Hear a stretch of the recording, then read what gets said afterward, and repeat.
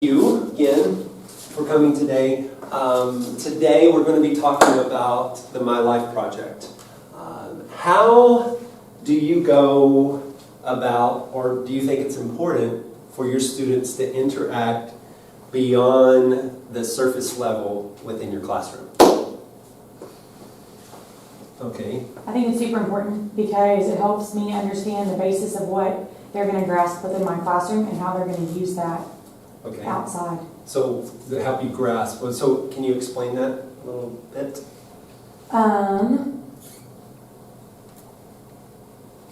So how are they going to use what I'm teaching in the classroom outside? Like, what are their interests? Okay. All right. How can I maybe shape something that I'm teaching that they don't understand in a way that they can based on what they do outside the classroom extracurricular? Okay. Applying, making your lessons applicable to Yes. their everyday life. How about and I asked the question poorly, what about how they engage and interact with one another in the classroom beyond surface level, beyond the subject, beyond the work, beyond the group work? I know for math it may be a little different. It is different, but I do comprehend, I think, what you mean. Mm-hmm. And it's, you have to understand where they come from and what they bring to the classroom with them, what their baggage is, in order to know how you can interact with them and then how other students interacting with them will affect them.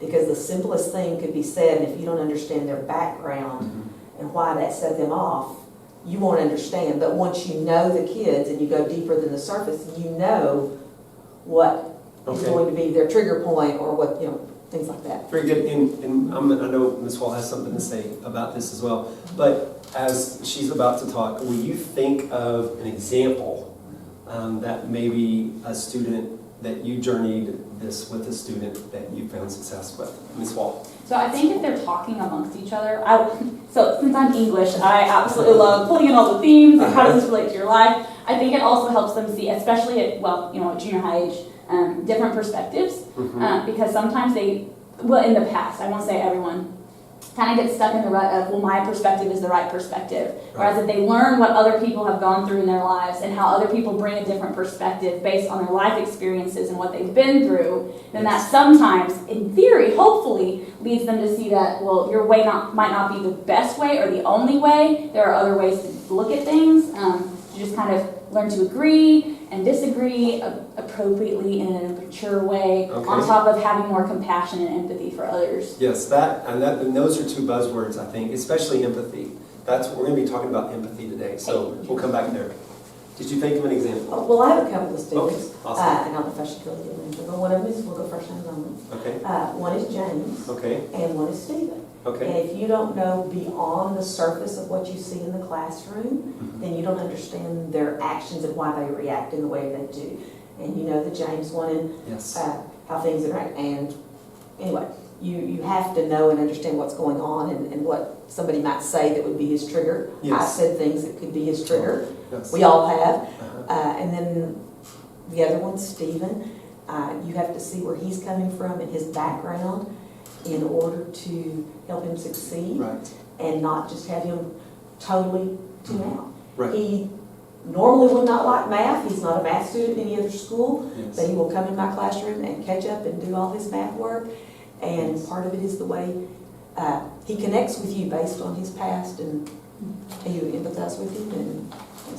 And that's what I really love about a smaller school.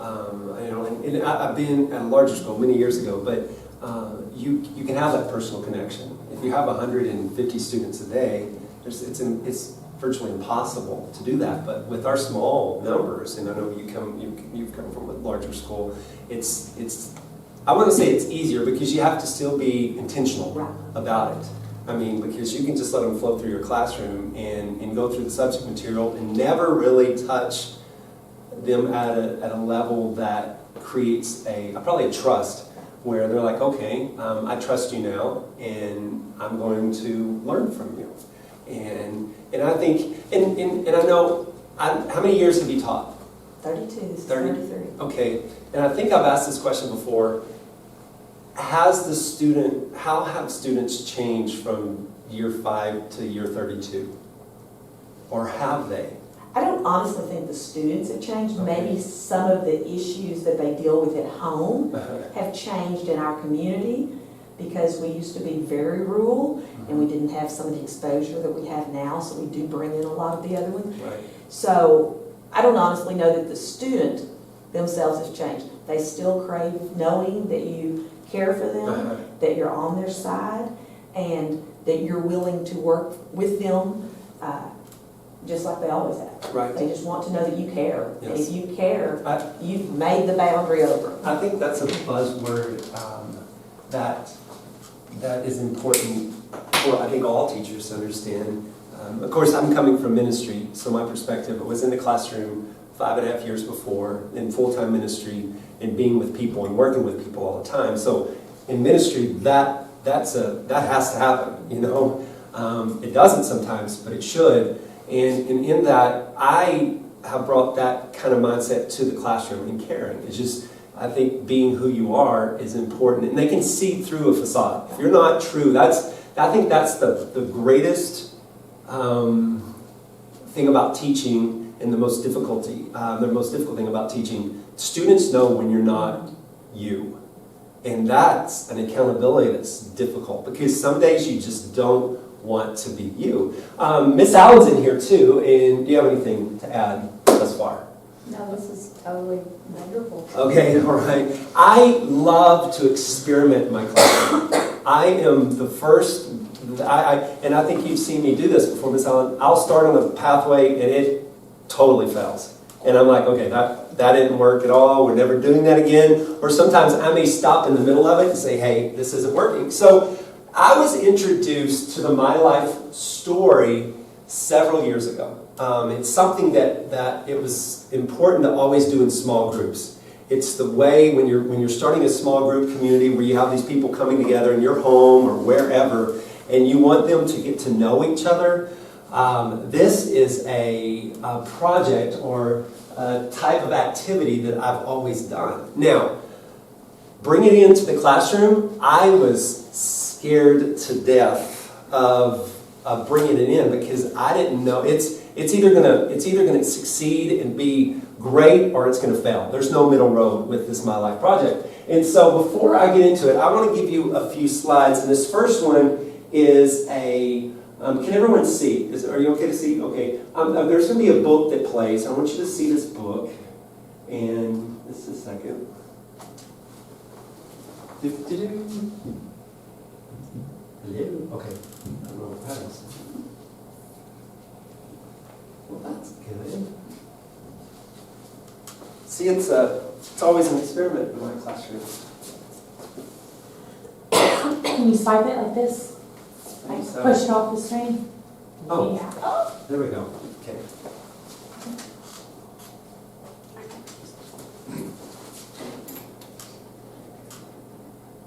Okay, and can y'all see that? Yes. Okay.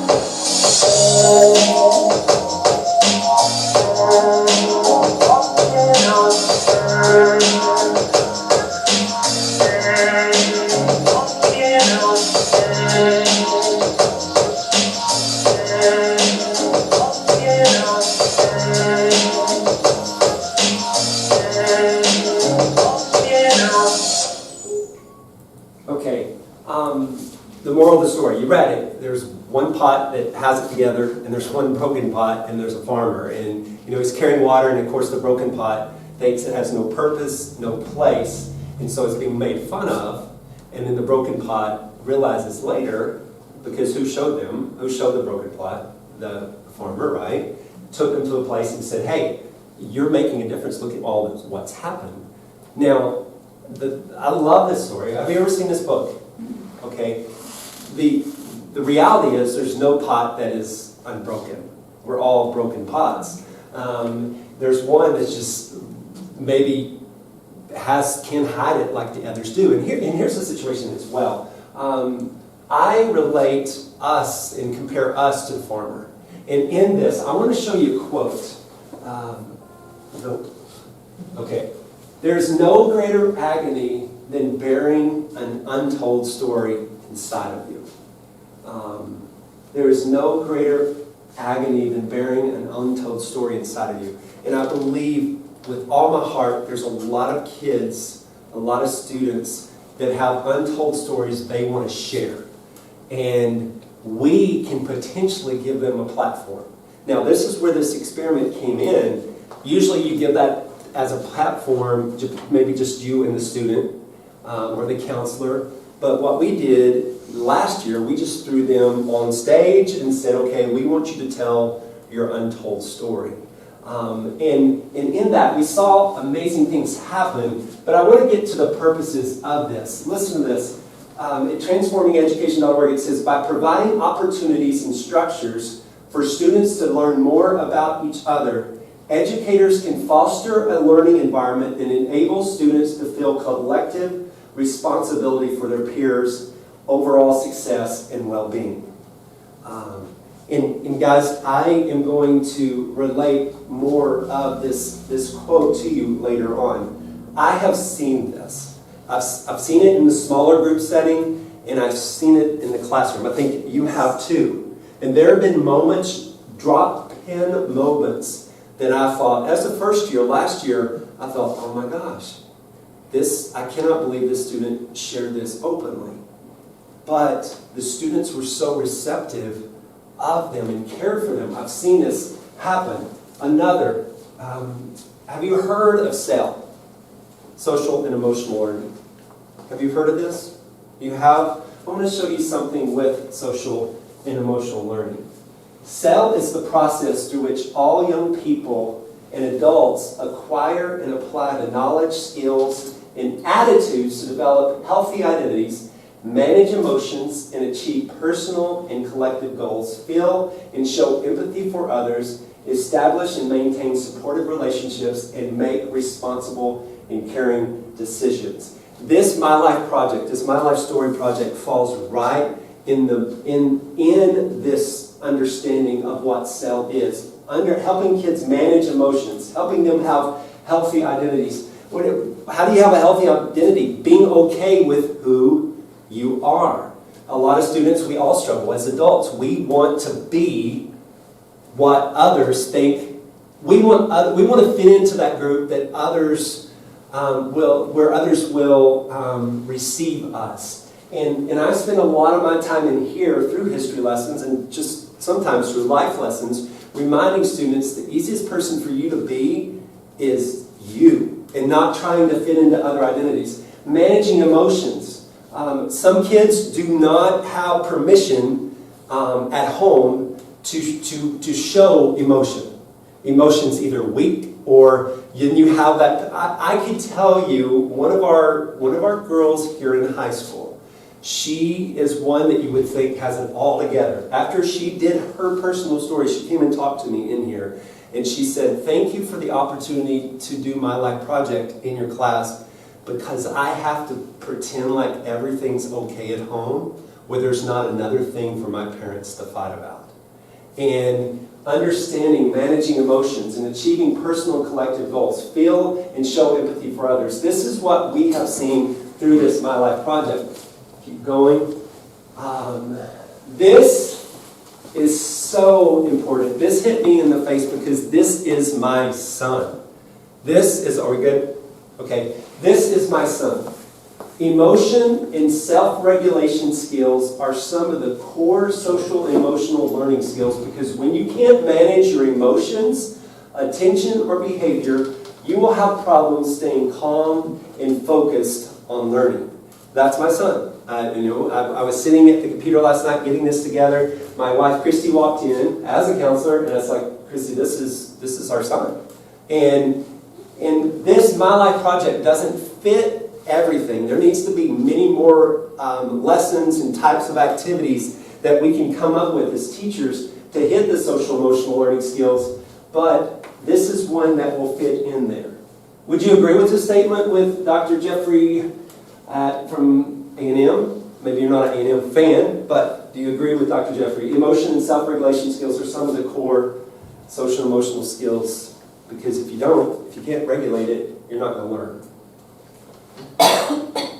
Do you have an example of that? Does Stephen or James, would they fit in there? Oh, yes, because they don't have those skills. Mm-hmm. Well, I mean, to begin with, they definitely don't have those skills. But then I also feel like they're probably, let's take James for instance, when he finally explodes here, you can tell that home life has been an issue, but especially when you live with Aunt, I don't think he was allowed to address that at all. Right. It's like, why, just under the table and go on, and he really did not have those skills to deal with his emotions. Okay. Yes. Do you have an example? Oh yeah, myself. I mean, like, we don't even have to go to the students. I remember growing up, like, I put so much pressure on myself that I got to the point where at school I, had to make sure I looked a certain way, presented myself a certain way, because my parents, well, not my parents, but my mom worked at the school that I went to, and I wanted to reflect well on her. Mm-hmm. So, if I was frustrated or struggling, even with friends, I was very much non-confrontational because I didn't want anything to come back on her and things like that. So when I got home, I was frustrated, angry. My poor family, they got the brunt of it because that was the point where I had to kind of let loose. And so at that point, my attention wasn't on schoolwork. I was like, I'm so tired. Now, did I get everything done? Oh yes, we worked through it all, but at the same time, in a sense of my attention was on my stress at that point. I wasn't caring about school and learning at that point. I just wanted to get away from it all. Yes. On top of everything else. Yes. Do you have anything to add? Okay. All right. I am so one with this. When you can't manage your emotions, how in the world are you going to learn?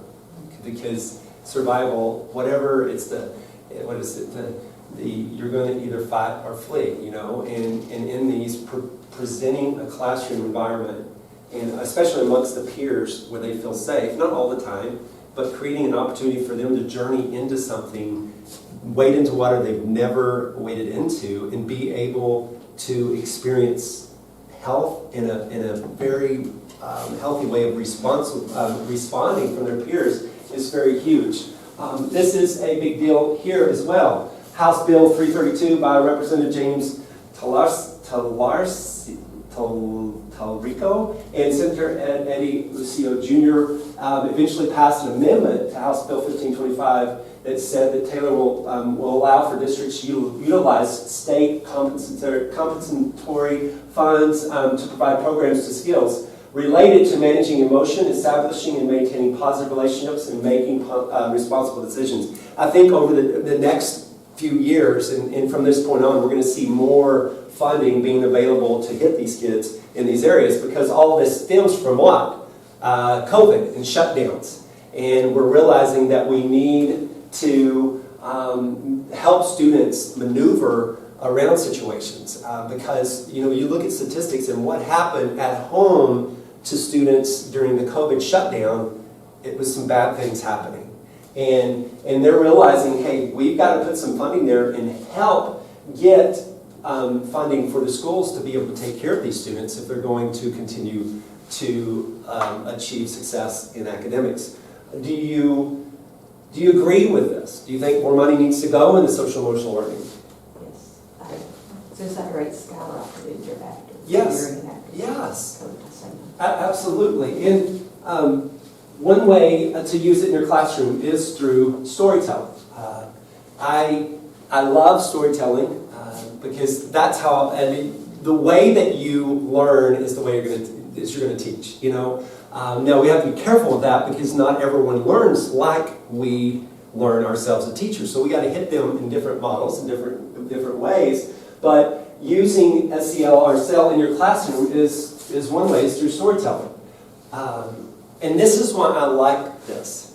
This is why I like storytelling and SEL and how it all fits together, because there's a science behind it. And I want you to watch this video and this understanding of what's going on. I want to tell you a story about a little boy named Ben.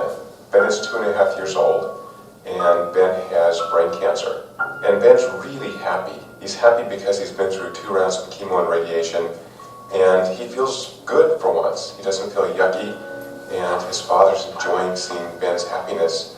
As the father tells the story of Ben and his cancer, the father's voice begins to break. And he says, it's very difficult to play with Ben because Ben thinks everything is wonderful, but I know something that Ben doesn't, that Ben's dying. And he talks about how difficult it is to play with Ben, knowing that in 3 or 6 months, Ben will be dead. And yet Ben is so happy, he's so beautiful. And so the father tries as hard as he can to enjoy Ben, to be joyful around Ben. But then he says in the middle of this short story that it's an amazing thing to know how little time one has left. And as he says that statement, he has merged himself with his son. It's as if the father himself is dying. So in my laboratory, we've studied this story extensively. And what we found is that 2 primary emotions were elicited. One is distress, and the other is empathy. At the same time, when we asked people what they felt after the story was over, we really couldn't get very clear answers. So we began doing other studies on this story. So we took blood before and after, and we found that the brain produced 2 interesting chemicals. One is called cortisol, which focuses our attention on something important. So cortisol correlated with our sense of distress. So the more distress you felt, the more cortisol you released, and the more you paid attention to that stimulus. The second chemical release is called oxytocin, which is associated with care and connection and empathy.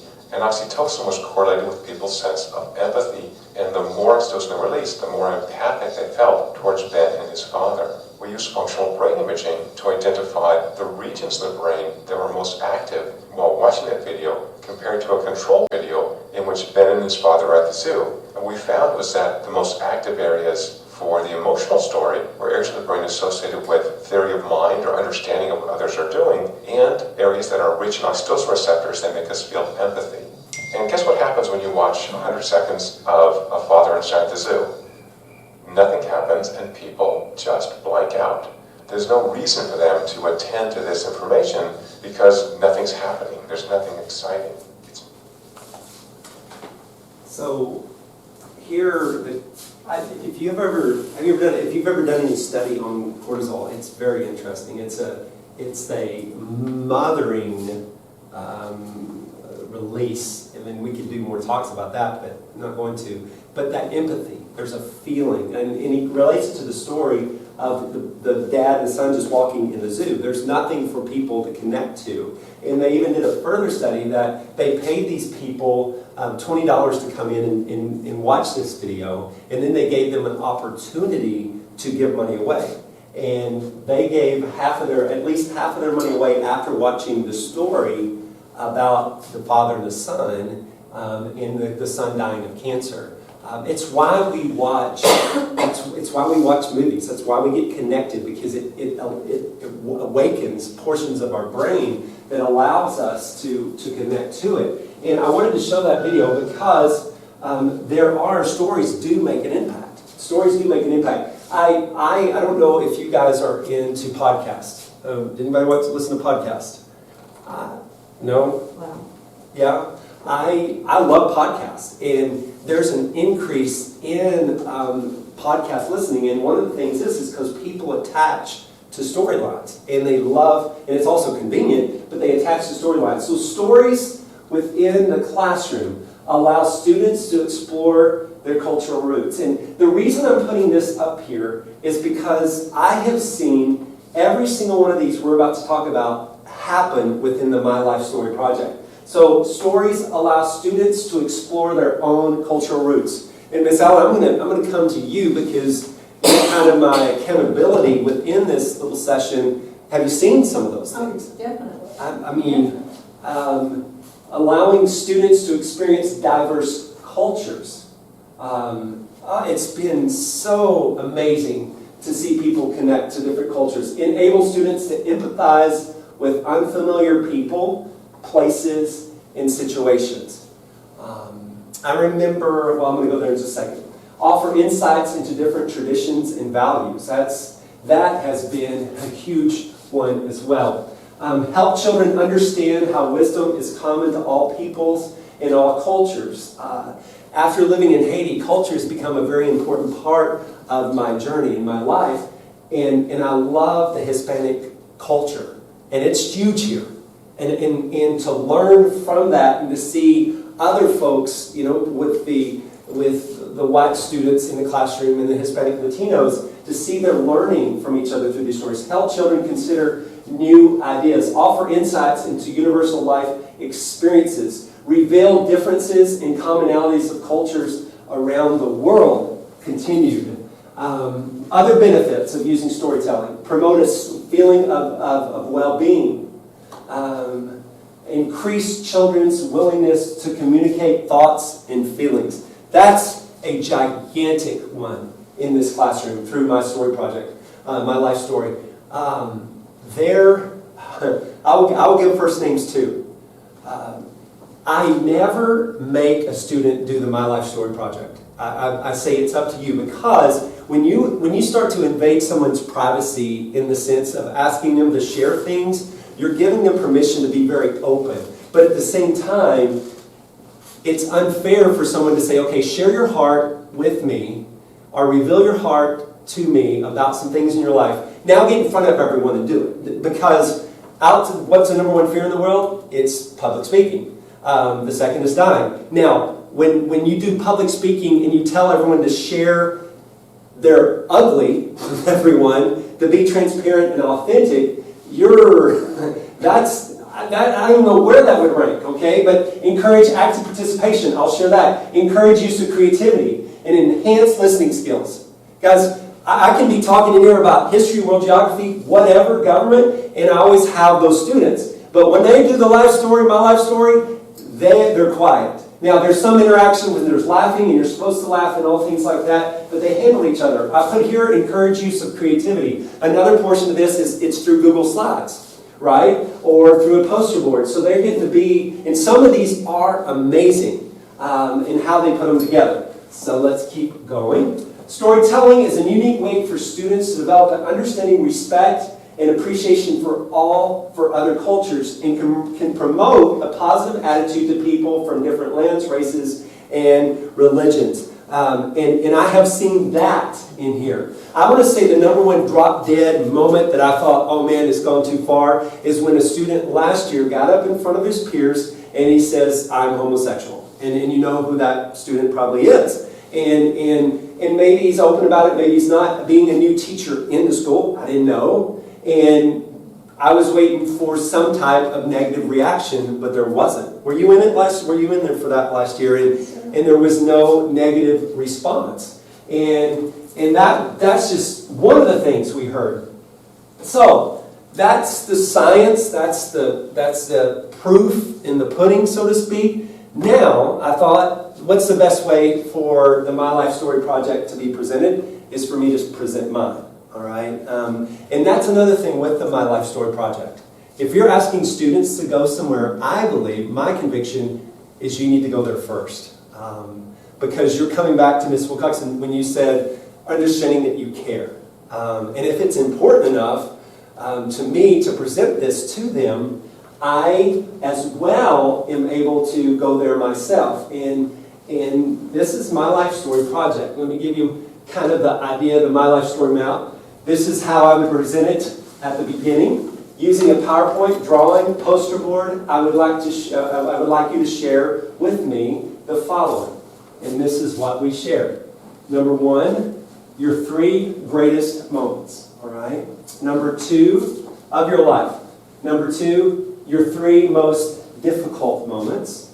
And 3, the students always have a difficulty with this one. Your 3 most defining moments. And I think the reason defining is so difficult for them to understand is, like, first of all, they're younger, right? And they're like, what moments have been very defining in my life? But once you explain to them, it's a moment that you were taught something. It's a moment that something happened that was very difficult and you learned from. Guys, I'm gonna get very personal because this video is a private video. My professor sees it and y'all hear it. But I have freshmen in my classroom that made my son's life very difficult last year.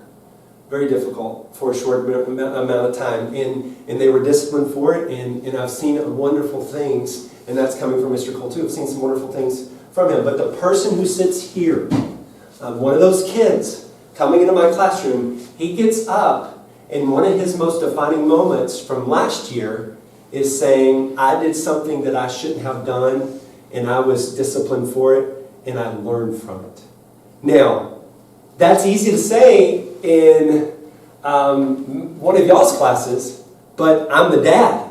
And so you going there gives me permission to go back there as well. So for him to do that, that was freeing, and every student in this room knew it too. But for him to do it, it was very freeing. But I don't just keep it there. This is what I do as well. And while the one student is sharing, I ask the students who are listening to think of at least one way they resonate with the My Life story.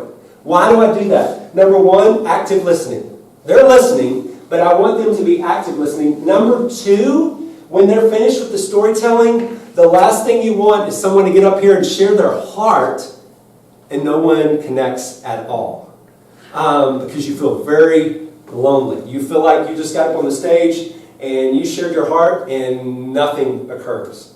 And then you feel isolated. And that's a chance you take sometimes. Sometimes as a teacher, I have to come back up and congratulate them on sharing their story and then bring out a point. And priming the pump, and then other students start jumping in. But that is something I've added later just for the fact that it helps the kids understand their story is unique.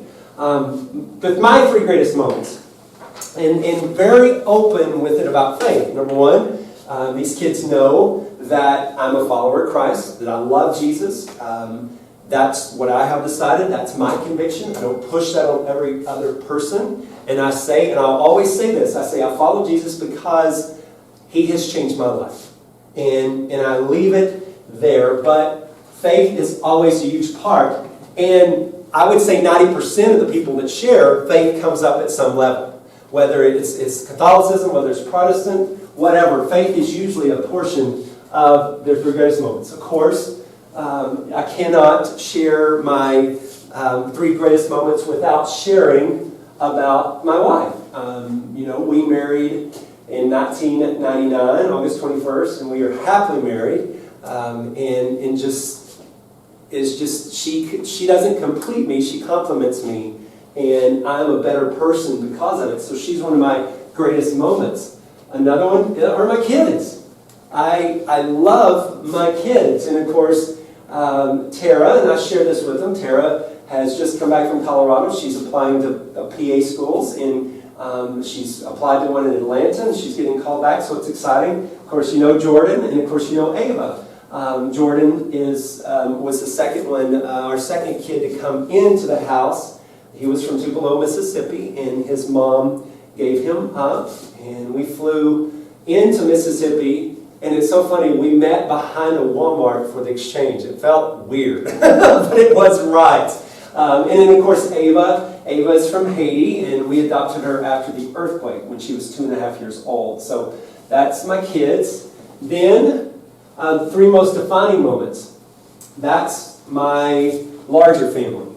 We moved to Haiti, and we started a mission called the House of Moses there in Haiti. And with that, we took in kids from an orphanage, because in Haiti, and I talk about this, in Haiti you're thrown out to the streets, so to speak, when you become 18, 19 years old. And you either become a prostitute, and we talk about that, or you end up in prison. There's not a lot of hope because they don't have any family connection, and in a place like Haiti, not having any connection is very troublesome. So we started this, and through this, these kids have all graduated high school, and there's a few of them, there's 2 of them still left in college. Of course, you see other white folk in here. These were some of our friends from Florida that came in and helped us do this. But from the House of Moses, I have seen that if you put your heart to anything, you can achieve it. And I'm not talking about what Christy and I did, I'm talking about these kids. Because from this group of kids, we have the first Haitian woman aviation mechanic. She lives in Keller. We have another one that's not in this picture, but he will graduate as a surgeon next year from Santiago, the Dominican Republic. And these kids did not have anything. That was the most defining moment. They taught me how to love. Counseling. Me receiving counseling. I think it's very important. I don't go into detail, but I tell the kids, hey, I've had some rough moments in my life, and yes, I have a faith, and I have a connection to a faith, but sometimes you need to get help. Sometimes it's not weak to see a counselor. And I really put that before them because I think sometimes seeing a counselor is being seen as you're weak and you can't handle things. And I always encourage them by counseling and what it's done to my life. The third one is Haiti. Of course, flying into Haiti on December 27th, 2011 was my first time to fly in with not a return ticket. Before it was 2 weeks in, 2 weeks in, and we're out. This time, I remember flying in and thinking, okay, I'm the worst dad possibly in the entire world because I'm taking my kids to a country with no return flight. But Haiti transformed my life. I would live there today if I was supposed to live there. But it taught me what faith was, it taught me how to love, it taught me how to live in community, and it pushed me against the wall and says, okay, John, what's going to come out? And a lot of stuff came out, but a lot of stuff went in as well. Three most difficult moments. The three most difficult moments in my life. Number one, Waldy. Waldy was when we were in Haiti. I had just flown to Canada, and I came back from Canada, and I was teaching the Bible study. We had a Bible study on Thursday nights where Haitians, other American missionaries would come, and also people that worked for the UN. They would come to this Bible study. And I was getting ready to teach, and all of a sudden my wife walks in. And the first thing she says, I didn't see what she was holding. She says, don't kill me. I was like, I'm not going to kill you. What are you talking about? She's like, well, this is Waldy. And I was like, and she said, there's no place for him to go. And, well, we're going to work to see if the Haitian government gives us an opportunity to bring him in and for us to care for him. And they did. They agreed to it. We became a foster home in Haiti. Waldy was found on the sidewalk in Haiti at a hospital. He was hydrocephalic. You see his head's larger. But we found out he was blind. And he became a major part of our story. And we found a home for him in America to be adopted. But we got him here a week after him being in here. They took him to the Children's Hospital, and he died. So if you ever hear my son talking about his brother, that's who he's talking about. Jordan, at the funeral, this is what's cool about Waldy. Waldy, we don't know where he was from in Haiti, but he had no family. But he had two dads carry the casket. And so he brought two families together, and we're with that family forever now that was going to adopt Waldy. But Waldy was a very difficult moment. Number two, Brianna. When I was in Colorado at a church, Brianna came into our youth group as a 12-year-old because we did 6th through 12th. And I remember the first day she came with her family. There's something about her that just stood out. She was one of those people that walk into the room and she gets everyone's attention. And I got a call. I was at my office one day at the church in Colorado, and Tammy, her mom, called and said, hey, we need you to come. We're in urgent care here in Greeley, and there's something wrong with Brianna. And they ended up taking her to Children's Hospital in Denver. And I remember sitting there that night. There was a long table. There were doctors on one side with all these images on the back behind them, and I was with the family on the other side. And it looked like it had a picture of her skull and her brain, and it looked like somebody had taken a white marker and just put dots all over that, and she had cancer. And so for the next 3.5 years, she fought it. She fought like a champion. I would go over to her house Wednesday. She went blind from the chemo.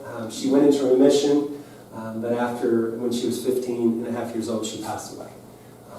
And I tell kids this, when we talk about death in here as well, because birth and death, it's going to happen. Whether you want it to or not, it's going to happen. And we talk about death.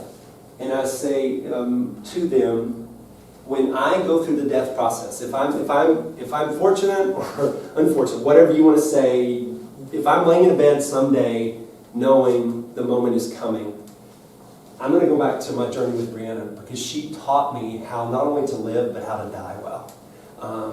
She ended up saying, when at her celebration of life, we had candy, we had cotton candy, we had celebrations, it was great, but all of her doctors came, and all they remember about Brianna, they would say this, they said, she had so much joy and happiness walking through a very difficult time in her life when a lot of kids her age are very mad, are very sad. And so Brianna, still connected to her family today through the process because the story, and of course my grandmother. All right, I lost my grandmother about 1.5 years ago, and she was the last grandparent to go. And I don't know if you've journeyed this, but when you lose a grandparent, that last grandparent, a portion of your life goes as well. There's no longer an attachment to it. Does that make sense? And as long as she was living, there was always a moment I could go back and talk to her, and in talking to her, connect to all those people she was connected to, but that stopped. And so that was a very difficult moment. Now, what I would do now, I would come up as the teacher and say, how do you or how did you resonate with my story? And the kids know this is coming. So if this was an order class of 1, 2, 3, 4, 5, if you have a class of 25, it's much easier. But how did you resonate with my storyline? Like on your grandmother, I'm sitting here thinking, you're thinking grandparents, and I'm thinking parents. I lost my dad 18 months later. Lost my son. And Miss Wilcox, I mean, this is what we see happen. This is what we see happen. And we see people connect to stories. And what happens at first is that everyone's in a separate group, but we end up walking hand in hand. And I'm getting chills because, it's just, it happens. And you can't make it happen.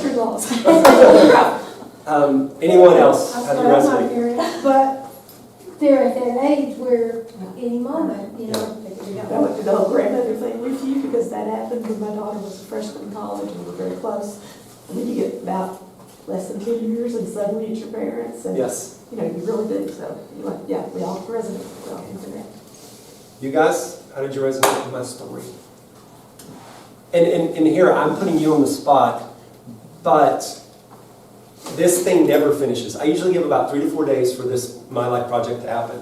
And this is something you need to think about too, Ms. Ruck, because you have all these kids as well. Maybe something you want to do. They'll do it again. They will do it again because it'll be unique because it's with you and not with me. Yeah. Is there something you resonate with in my story? Yeah, so whether it's loss or whether it's faith, been overseas several times, and so it's like being in those places has radically changed my life.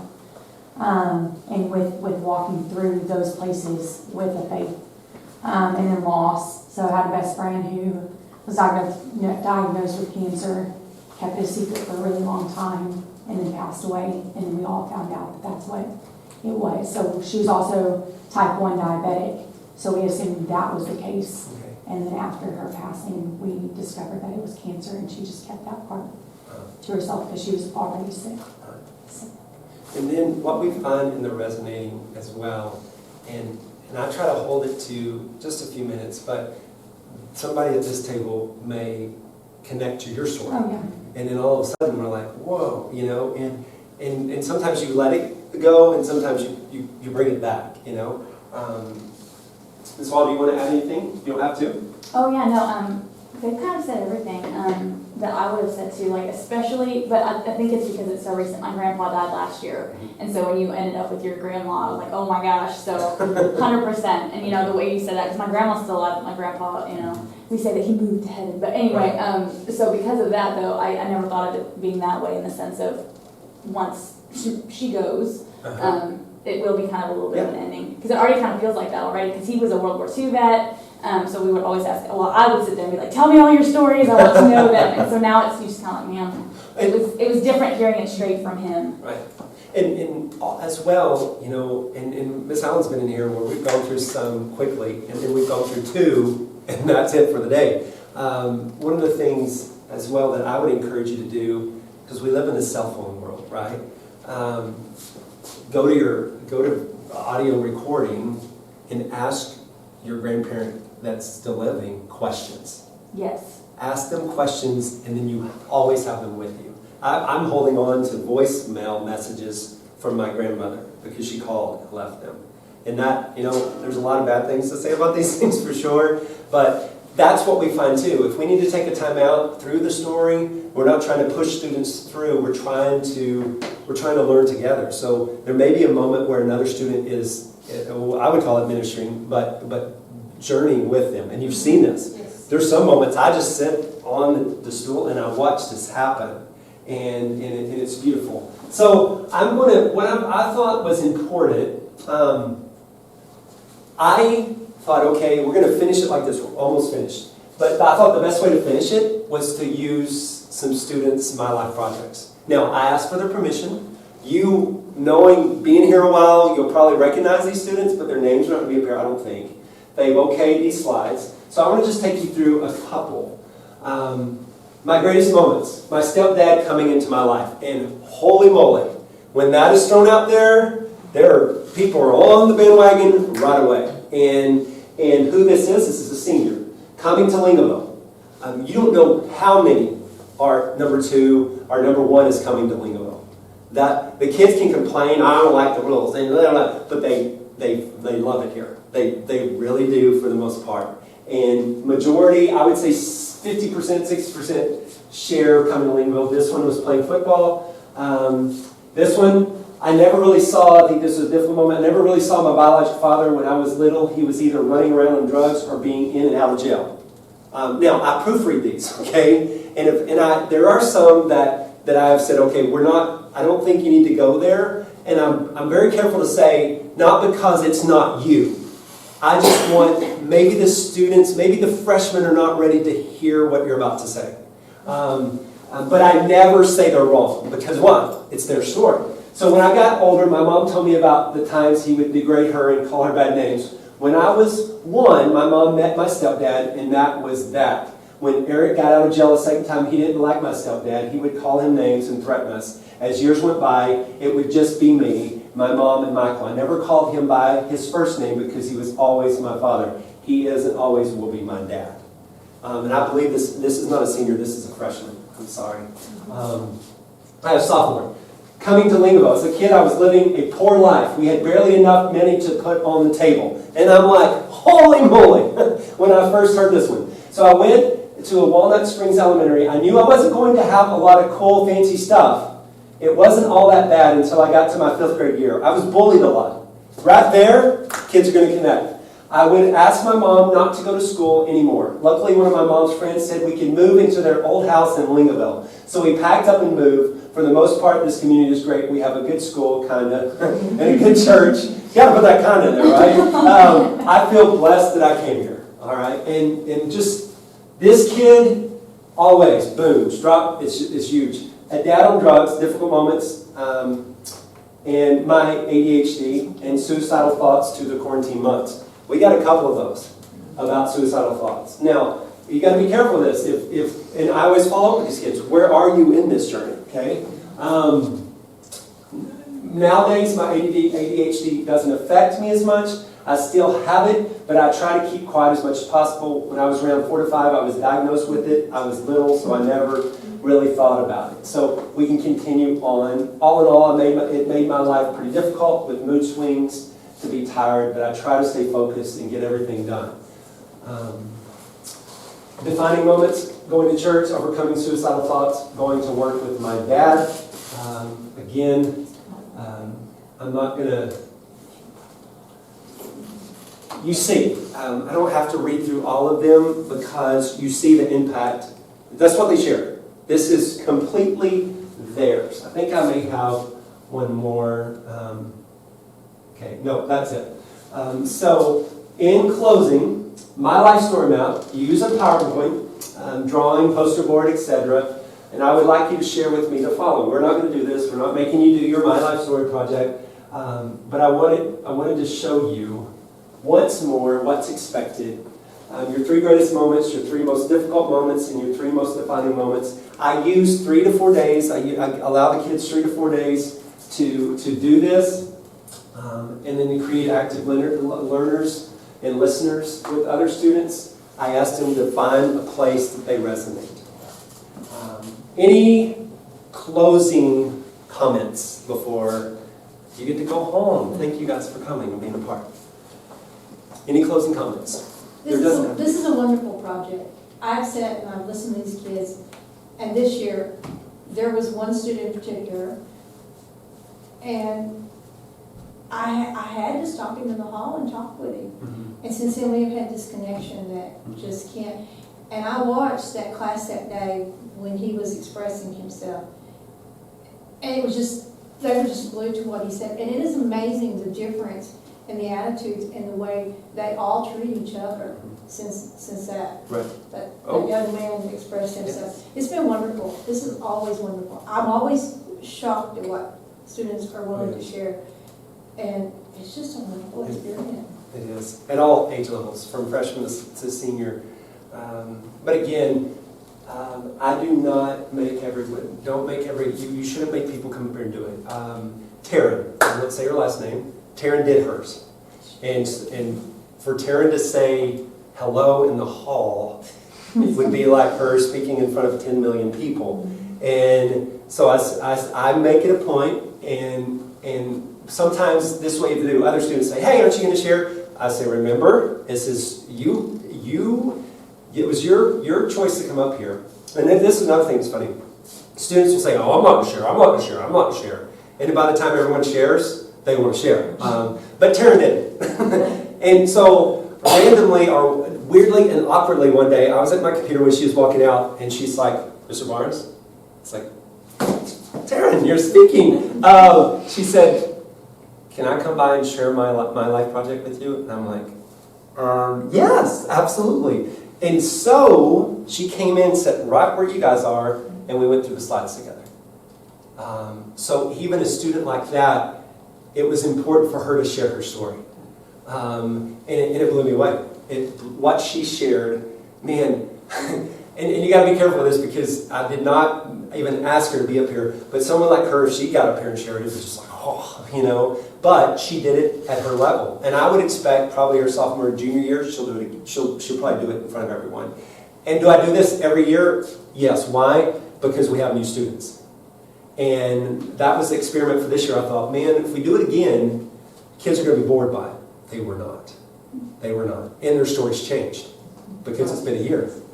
So, guys, thank you for the time, and we're done. So I'll edit the rest of the part. So thank you, guys, for being a part.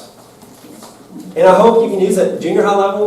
Absolutely. I was going to say, I don't want to steal your thunder. No, don't steal. No, I don't. And because, like I said, you know, and I even talked to Miss Allen, I didn't know if I was going to do it this year, but then when we had new students come in, it was important for them, and they jumped right in as well. They jumped right in, and you know, being an English teacher, there's a lot of things you can do with this as well, a whole lot. But I would this is just my personal opinion. I would walk a fine line in making it a grade at some level. Does that make sense? Because then all of a sudden it becomes something that's like, oh, it's another project. But there's a lot of things you can do because I know within the mindset there's always it's important to get kids in front of other kids and letting them share. So.